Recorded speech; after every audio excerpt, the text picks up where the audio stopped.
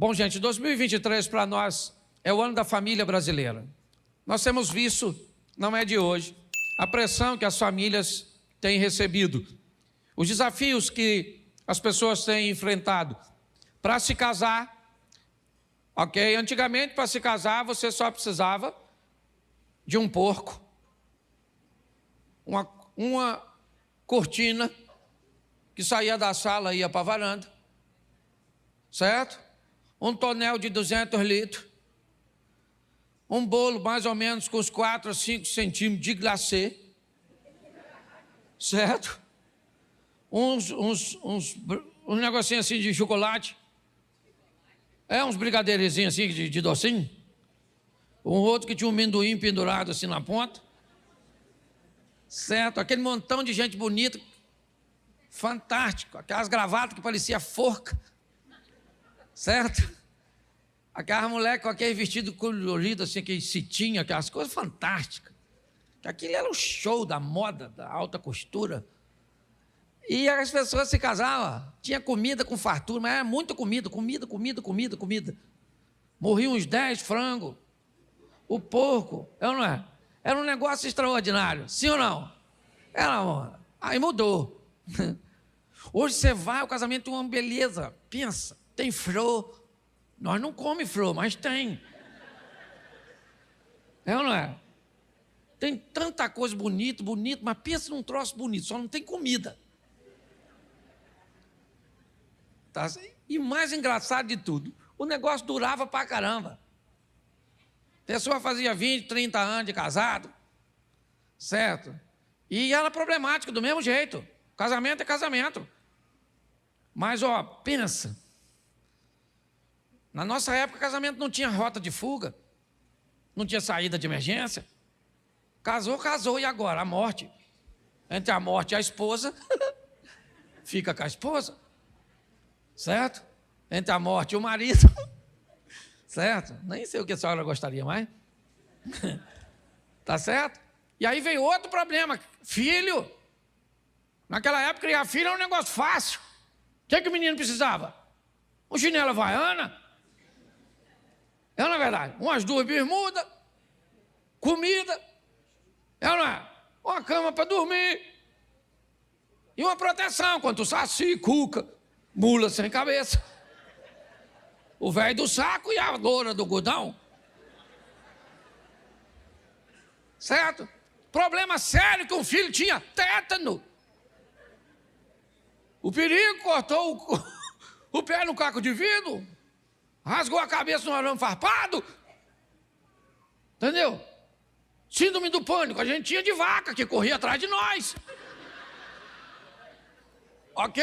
O galo para nos dar umas esporadas. Ganso, que pegava os meninos pelados.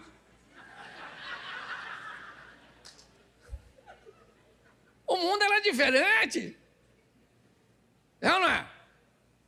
Além da polícia para botar ordem, você tinha professora, vizinho, que tomava conta de você, que falava, vou falar para o seu pai o que você está fazendo, e você quase morria. Não fala não, pelo amor de Deus, não fala não.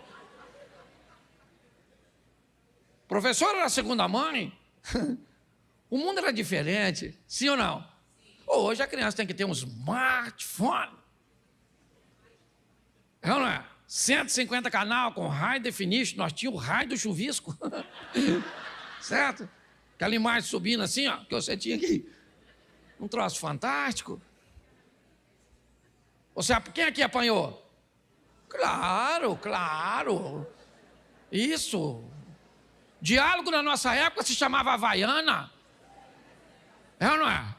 Uma boa conversa era a vara de goiaba, sim ou não? Sim. O zóio dos responsáveis falava. Ninguém mandava uma criança sair, você só olhava. E parecia que saía um raio laser do olho do seu pai, que você, hoje uma criança desse tamanho tem um vocabulário que você não tinha com 25 anos de idade. As crianças são mais inteligentes, uma ova, nós também éramos, não podia falar nem ficar perto de adulto. Aí como é que vai falar? Hoje uma criança sabe tudo quanto é palavrão. Nós tínhamos dificuldade até para falar. Se você quiser xingar alguém na nossa época de criança, sabe o que nós falávamos? Seu cocô. De tão básico que era o nosso vocabulário, sim ou não? Mas o mundo mudou e o pior de tudo, você não morreu. Você continua vivo. Porque se você tivesse morrido, tinha acabado. Mas você não morreu, então você precisa se adaptar. Aprender a criar filho nesse ambiente. Onde defende que o filho não é responsabilidade do pai. Você não é dono do filho. Eu não sou dono até ela engravidar uma menina. Aí ele engravida, quem paga a pensão sou eu. E por que eu posso falar, não posso falar com ele, menino? Não pega. Eu vou segurar a cabrita para os outros mamar. O mundo anda muito esquisito. Pare e pense. E esse é o ambiente onde as nossas famílias estão inseridas. Onde os modelos familiares são dos mais diversos possíveis. Estruturas criadas apenas por um dos cônjuges. Pessoas sendo criadas por alguém que não é seu pai biológico, é seu avô, seu tio. Estruturas sendo estabelecidas por duas pessoas do mesmo sexo. Estrutura sendo estabelecida num ambiente onde o adultério é o que une 3 ou mais pessoas. Nós estamos inseridos neste ambiente. Goste você dele ou não, concorde você com ele ou não, ele é a realidade cuja qual nós temos muito mais do que sobreviver. É nos mantermos firmes e estruturados na palavra do eterno Deus. Amém? Então eu preciso, Eu falei para vocês que eu ia me concentrar bastante em falar sobre essa estrutura. E hoje eu quero falar com vocês sobre um dos relacionamentos mais bem estruturados que a Bíblia nos narra. Uma das famílias mais coesas, mais estabelecidas. E eu quero ler para vocês um texto no Evangelho de João, no capítulo de número 2. Coloca para mim na tela e vamos ficar todos com essa tradução. E você aí pode marcar na sua Bíblia para ler depois. João capítulo 2, verso 1. E ao terceiro dia fizeram-se umas bodas em Caná da Galileia, e estava ali a mãe de Jesus.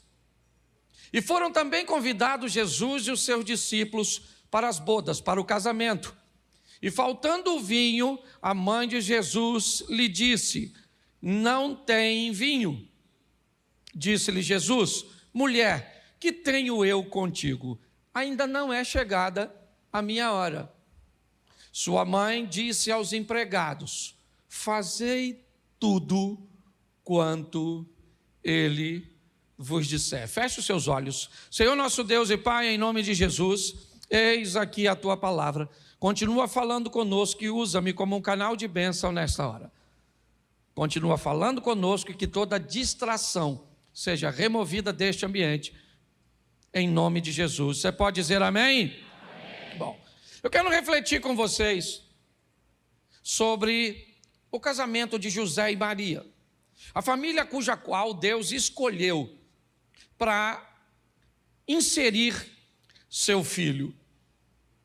Dificilmente nós escolheríamos um casal, como José e Maria, uma moça prometida em casamento com um homem um pouco mais velho, o que não era de se estranhar, mas colocar o Filho de Deus para ser treinado, educado por uma menina tão jovem, talvez não fizesse muito sentido. Se você olhar direitinho, um pouco mais minuciosamente para a Bíblia, você vai observar que ninguém recebeu uma missão maior do que este casal. Quando você vai voltar um pouco na Bíblia, você vai ver Deus entregando o seu povo na mão de Moisés para conduzi-lo. Você anda mais um pouquinho, você vai ver Deus entregando, a Davi o seu reino. Você vai ver Deus entregando aos profetas a sua palavra. Mas quando Deus vai entregar seu filho, ele resolve entregar a uma família que está se estruturando, pelo menos como família, mas já está muito bem estruturada como pessoas. É isso que eu queria que você olhasse. Já já eu vou chegar no texto aqui, porque ele já é um avanço da união deste casal. Mas em casa depois você lê. A narrativa do que vai acontecer com Maria está no Evangelho de Lucas, a partir do capítulo 2. A narrativa do que vai acontecer com José está em Mateus, logo iniciando ali no capítulo 1. E quando nós olhamos essa história que parece que está tão distante, o texto diz mais ou menos assim: no 6º mês, o anjo Gabriel foi enviado a uma cidadezinha chamada Nazaré, a uma moça chamada Maria, que estava prometida em casamento com um homem chamado José. O anjo entra a esta moça, que fica perturbada com aquilo que está acontecendo, e ele lhe cumprimenta: salve agraciada, o Senhor é contigo. E o anjo anuncia para esta menina, que ela vai engravidar de um menino e que ele vai ser o Salvador. É essa a informação que chega à jovem. Ela começa a explicar ao anjo que não há como ficar grávida sendo virgem. E o anjo diz para ela: isso não é problema para quem me enviou. Descerá sobre ti o Espírito Santo, o poder do Altíssimo te envolverá e você vai gerar um filho. E ela disse: estou dentro, seu anjo. Eu aceito esse negócio. Beleza, está tudo certinho. O tempo passou. José começa a observar que Maria está grávida. Ele nunca teve um relacionamento sexual com ela. O padrão do nascimento de uma criança sempre foi o ato sexual. Se José não teve uma relação sexual com Maria, se não teve, com um relacionamento com Maria, isso significa que alguém teve. E José não sabe o que aconteceu. Maria disse que aceitava, ok. Mas o anjo disse a ela: Isabel, sua prima, que é estéril, tem 6 meses de gravidez nas montanhas. E ela não narrou a ninguém o que aconteceu. Eu queria atentar para esse aspecto, porque o anjo começa a dizer algo sobrenatural para Maria. E ele dá uma informação confidencial a Maria. Ele diz: olha, eu vim te trazer a notícia que você vai engravidar, mas além disso, Isabel, sua prima, está grávida lá nas montanhas. E quando o anjo vai embora, Maria arruma uma estrutura e faz uma viagem até as montanhas para visitar Isabel, apenas para observar se Isabel está grávida ou não. Preste atenção nisso aqui, família. Quem disse para ela que Isabel estava grávida foi um. E quando o anjo vai embora, Maria vai conferir o que o anjo falou. Preste atenção. Pastor, o que o senhor está querendo ver? Eu estou querendo mostrar para você a maturidade. Eu estou querendo mostrar para você que quando pessoas que compõem uma família, antes de tomar uma decisão, antes de estabelecer uma reação, antes de fazer alguma coisa, deveria fazer como Maria, obter o máximo possível de informações, para que não tomasse decisões precipitadas, para que não criasse caos em seu contexto familiar. Hoje muitas pessoas enfrentam sérios problemas no seu casamento, na sua família, por uma coisa chamada mal entendido. Pessoas que não conseguiram esclarecer, absorver o conteúdo do que foi dito, o conteúdo do que foi feito, e inevitavelmente entram em discussões, acabam enfrentando adversidades, simplesmente porque não são capazes de obter a informação correta de algo que aconteceu. O anjo disse a Maria: sua prima está grávida. Ela disse: tranquilo. O anjo saiu e ela foi ver se Maria está grávida, ou ver se Isabel está grávida, perdão. Pastor, mas isso não é falta de fé? Não, fé ela disse que tinha quando ela disse para o anjo: eu vou ser mãe sem um homem me possuir. Agora, quando o anjo disse: sua prima está grávida, ela disse: beleza, vou lá falar com ela. Isso é Maria. Eu vejo aqui duas coisas nesta menina. Primeiro, esta menina é uma menina que ouve o que Deus tem a dizer. Segundo, esta menina é uma menina que ela vai averiguar as coisas, vai buscar informações, beleza.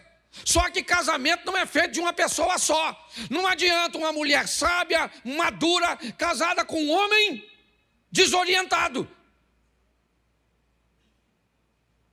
Para isso ter sucesso, quem está na ponta dessa corda? Mateus está lá narrando. O nascimento de Jesus foi assim.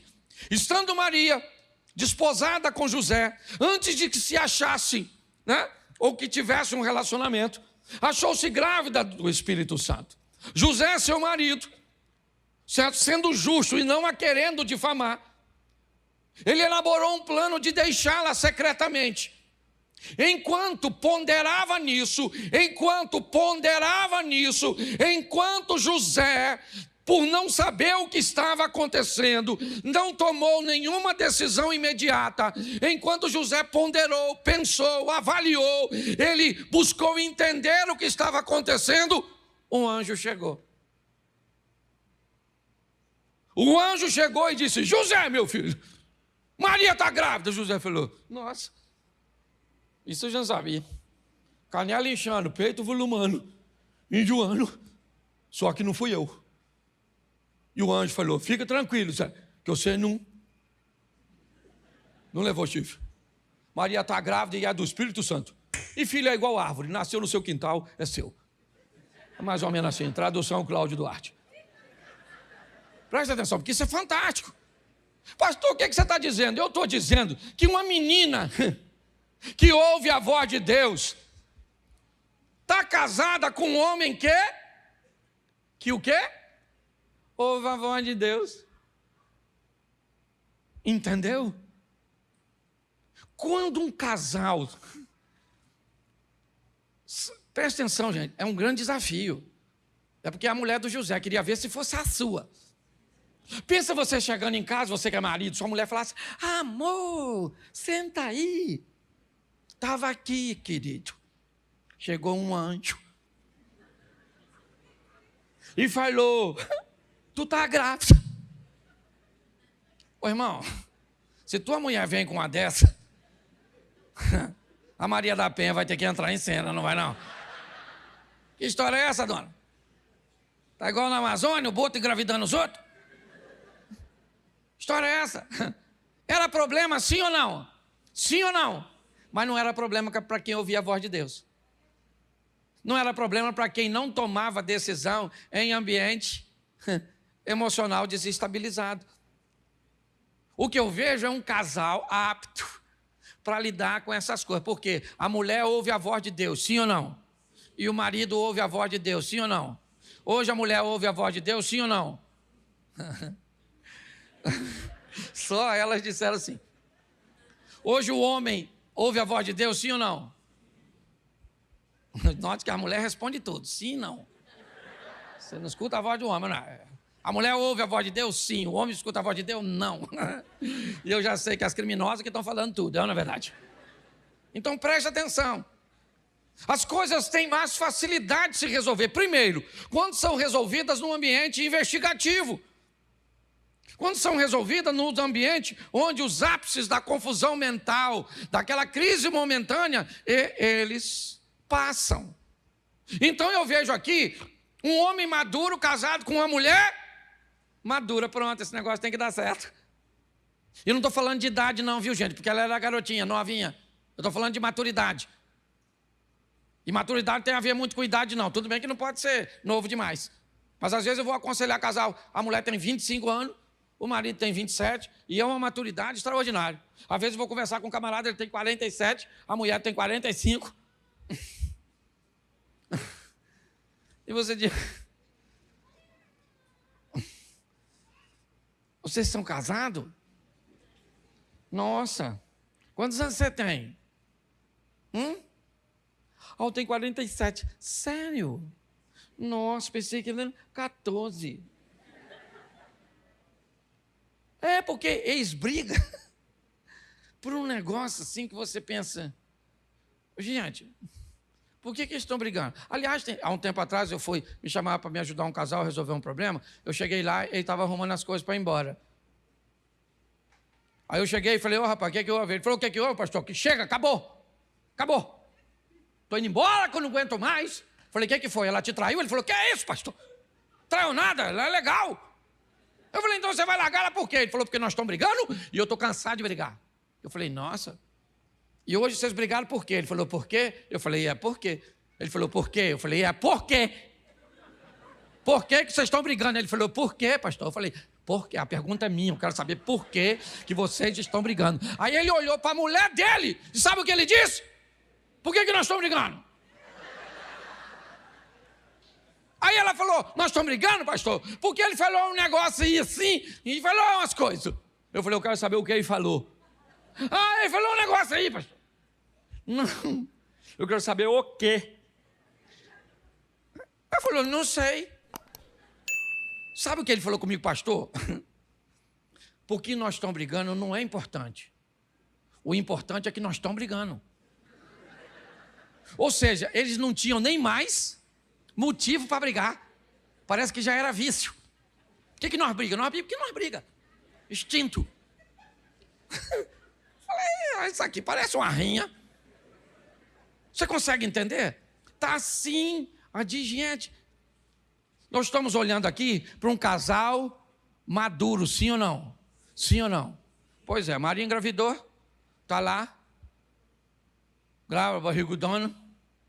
Aí o tal do César lá, depois você lê que eu não sou obrigado a ler tudo, um tal de um César, um louco lá, mandou preencher um censo. José tinha que ir para Belém. Sabe o que ele faz? Ele leva a Maria junto.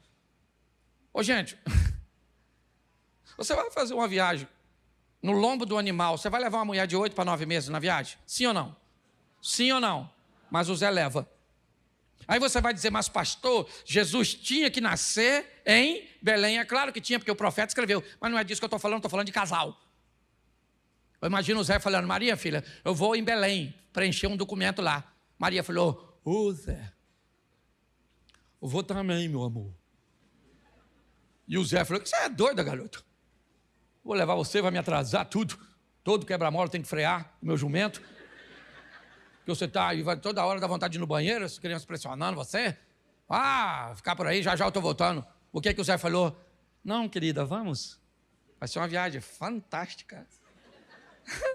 De Nazaré a Belém. Faz isso um dia. Vai lá, de carro, já é ruim. Imagina, Zé. Vamos embora, Maria. E não dá nem para falar muito do filho.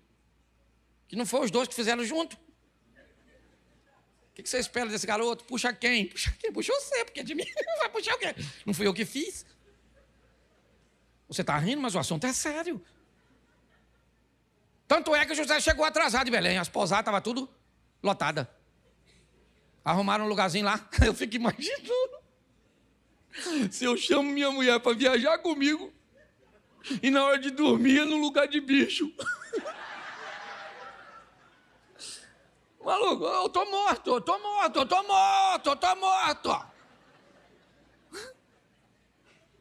Você tá rindo? Nós vamos dormir onde, Zé? Qual suíte? A do jumento. Maria deve ter falado, você veio visitar algum parente, não é verdade? Daria confusão, sim ou não? Mas não deu para eles. Tinha estrutura? Não tinha. Tem gente que pensa que a estrutura que se segura relacionamento, não é. É propósito. É quando o coração dos dois está alinhado. É quando a mulher ouve a voz de Deus e o marido também. Eu imagino o José falando, Maria, minha filha, olha, o que deu para arrumar para nós? Isso é porque é o filho de Deus, hein? Imagina se foi do diabo. Pare e pense. Sim ou não? Sim ou não? E lá, naquele ambiente, Jesus nasceu. Quem é que fez o parto? Isso é que eu gosto. Quem é que estava na cena? O Zé e a Maria. Quem é que fez o parto? O Zé. Maluco. Eu conheço um homem que se visse o sangue, aí desmaiou, porque o homem é forte, Homem, é ou não é? Mulher, eu acho fantástico mulher. Você pega uma mulher, você dá uma criança de 5 quilos para uma mulher carregar. Ela carrega a criança o dia inteiro. Do outro lado, uma bolsa, que cabe o quê? O mundo.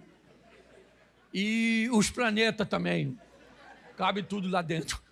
Tem mamadeira, tem isso, tem aquilo outro, tem tudo, maquiagem, tem tudo. O menino mamando e ela passando batom. É uma verdade. Aquela coisa, pode notar. Pega essa criança de 5 quilos e dá na mão do marido que faz academia. CrossFit. O músculo do macho é assim, ó. Ele segura a criança de 5 quilos, 3 minutos aqui. Aí bota mais 3 minutos aqui. Aí segura 3 minutos aqui. Aí enfia 3 minutos. Aí fala pra mulher, toma que ninguém aguenta esse bicho.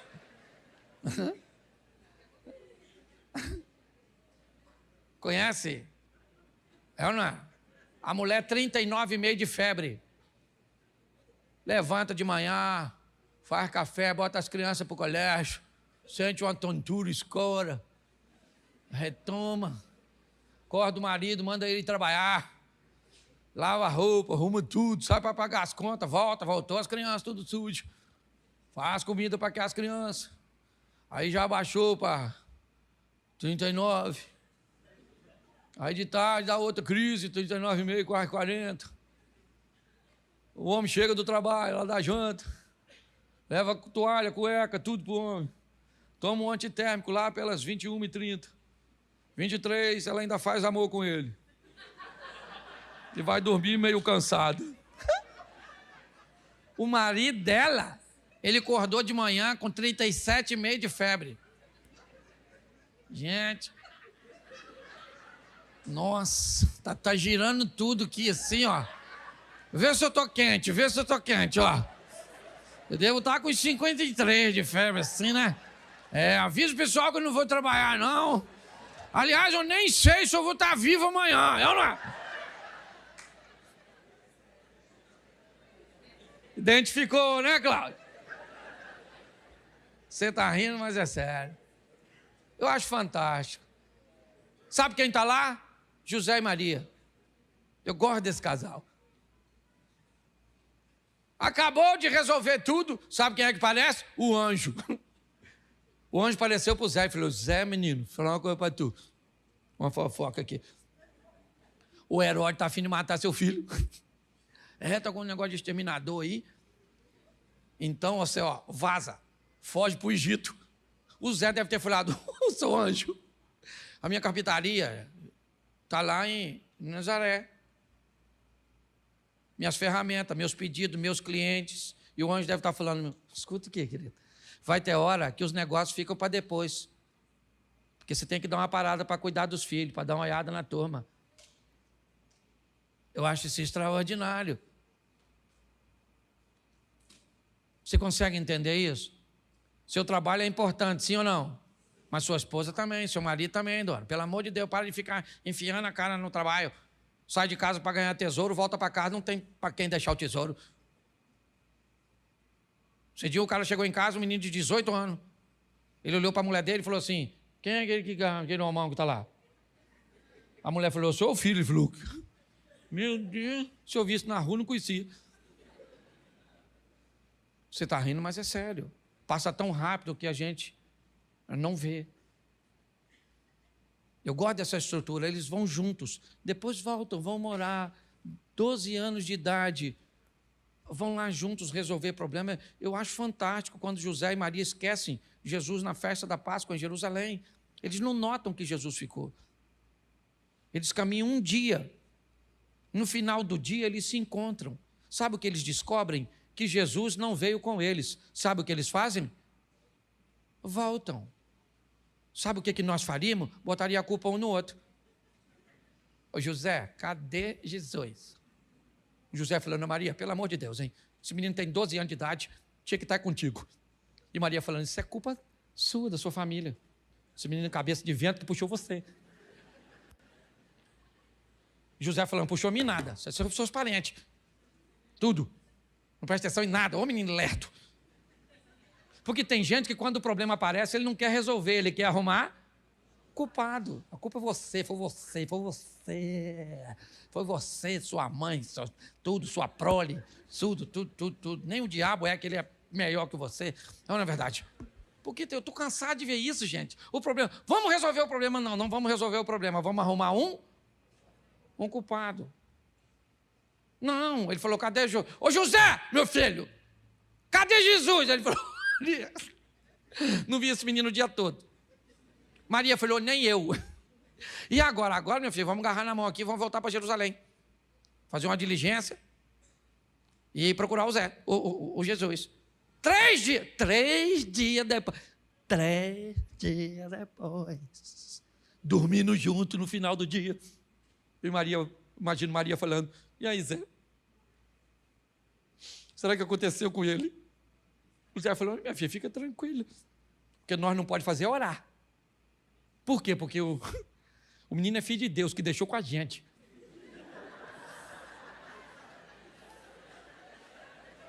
Como é que eu vou falar com o senhor? Pedir seu filho. Eu nem sei teologicamente. Eu nem sei, deixa quieto, que a minha cabeça dá um nó, Poliano, dá um nó.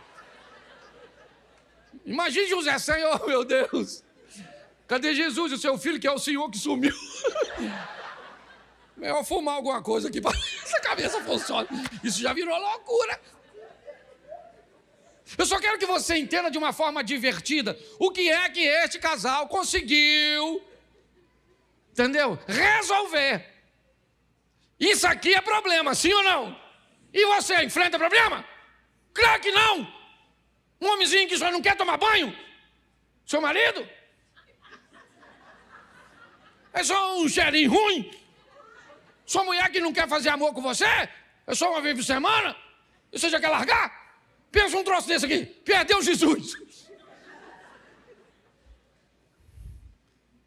José segurou na mão. Maria, minha filha, vamos procurar esse menino. Esse menino se perdeu. E se Deus procurar a gente, como é que nós vamos falar que esse menino sumiu? 3 dias depois, achou Jesus. Eu imagino Maria pegando no chinelo. Ah, menino. Ou chorando, porque tem gente que quando resolve o problema, chora mais do que quando tinha. Maria falou: Jesus, meu filho. Aí Zé, onde ele está, olha. E o Zé falou: esse menino, vamos embora, Jesus, para casa. Jesus falou: vamos embora, estava aqui resolvendo as coisas do meu pai. O Zé deve ter falado: é o pai dele, que eu não sou nada nessa vida, não é verdade? Pois bem, foram embora, sim ou não? Mas o texto que está aí me emociona. Preste atenção no desenrolar. Sua mãe disse aos empregados: fazei tudo quanto ele vos... Vamos embora. Estavam ali postas 6 talhas de pedra para a purificação dos judeus, em cada uma cabia 2 ou 3 metretas. Disse-lhe Jesus: enchei d'água essas talhas, encheram-nas até em cima. E disse-lhes: tirai agora e levai ao mestre Salas. E levaram. E logo o mestre-sala provou a água feita em vinho, não sabendo de onde viera, se bem que sabia os serventes ou os empregados que tinham tirado a água. Chamou o mestre-sala ao esposo e disse-lhe: todo homem põe primeiro o vinho bom, e quando já tem bebido bem, então o inferior. Mas tu guardaste até agora o bom, verso 11, Jesus principiou assim seus sinais em Caná da Galileia. Preste atenção. Maria e José treinam Jesus, mas treinam de uma forma extraordinária, como ser humano. O tempo passou e provavelmente alguém muito ligado a Maria se casa. O texto diz que Maria está presente, é o início do texto. E ao terceiro dia fizeram-se umas bodas em Caná da Galileia. Estava ali Maria, mãe de Jesus, e fora também convidado Jesus e os seus discípulos. O texto sugere que Maria não precisa de convite, o que indica que quem se casa é muito íntimo dela. Maria é uma das primeiras a notar que aquela família corre o risco de enfrentar uma grande vergonha, ou seja, ela tem acesso aos bastidores de onde os alimentos estão surgindo. Mas o mais incrível é que Maria não sabe que Jesus pode fazer milagre. O texto aí está: Jesus principiou assim os seus sinais em Caná da Galileia. Até o presente momento não há registro de que Jesus tinha feito nada de milagres, o que indica que Maria não sabia que Jesus podia fazer milagres, mas Maria sabia que treinou tão bem seu filho que ele seria capaz de resolver aquele problema. Não com milagres, não. Para ela ele poderia ministrar uma palavra, ele poderia fazer alguma coisa, porque Maria entendeu, preste atenção, que ela criou alguém para resolver problemas, que seu filho era alguém bem treinado, bem habilitado. Eu queria que você refletisse um pouco sobre esses dois pontos hoje. Sobre a sua união com seu cônjuge, como ela precisa de cumplicidade, como precisamos estar alinhados com o mesmo propósito, como precisamos juntos ouvir a voz de Deus, talvez não simultaneamente. O anjo não veio falar com José e Maria no mesmo instante. Foram instantes diferentes, mas os dois foram capazes. Quando nós olhamos para o filho e como eles resolviam problemas, nós entendemos que eles enfrentaram coisas muito piores do que nós e não ouvimos a pauta divórcio na boca deles. As pessoas me perguntam muito: pastor, por que pessoas se divorciam? E eu digo, a pergunta está errada. A pergunta certa é: por que elas se casam? Todas as vezes que a força empregada para unir é mais forte do que aquela que está sendo, colocada para separar, o casal se mantém. Ele vai ter crise, vai ter problemas, vai enfrentar adversidades, mas a motivação da união, ela é muito forte. Não pensa você que os casais antigos não se separavam com tanta frequência porque as mulheres todas elas eram Amélias? Não, havia todo um contexto diferente, é verdade, mas o motivo da união era muito mais sério. Na nossa época, os mais antigos sabem, nós somos treinados para sermos pessoas de bem. Nós fomos treinados para respeitar a filha dos outros. Nós somos treinados para respeitar o pertence dos outros. Quem aqui quando chegava em casa, pelo menos 1, 2 vezes por semana, ou às vezes até todos os dias, sua mãe revistava sua mochila? Levante a mão, por gentileza. Fala para mim, se tivesse uma borracha que não fosse sua, o que sua mãe fazia no dia seguinte? Ela ia na escola? Se você dissesse que ganhou, ela queria saber de quem foi. Por que ganhou? Sim ou não? Pois é. Eles se preocupavam em colocar as meninas no balé? Os meninos no judô? No jiu-jitsu? Eles se preocupavam de botar você no inglês? Eles queriam saber que você era gente boa. Foi treinado para respeitar o... Você não teve quase nada, é ou não é? Mas você tinha caráter, princípios. E se não tivesse nele, tinha uma vara. E ela batia com força. Louvado, eu estou falando de violência doméstica, não, estou falando de correção. A Bíblia está escrita aqui, ó. Está lá, provérbio, a vara da disciplina tira a loucura do coração das crianças. O que a Bíblia está falando? Criança nasce doida, bate, que endireita.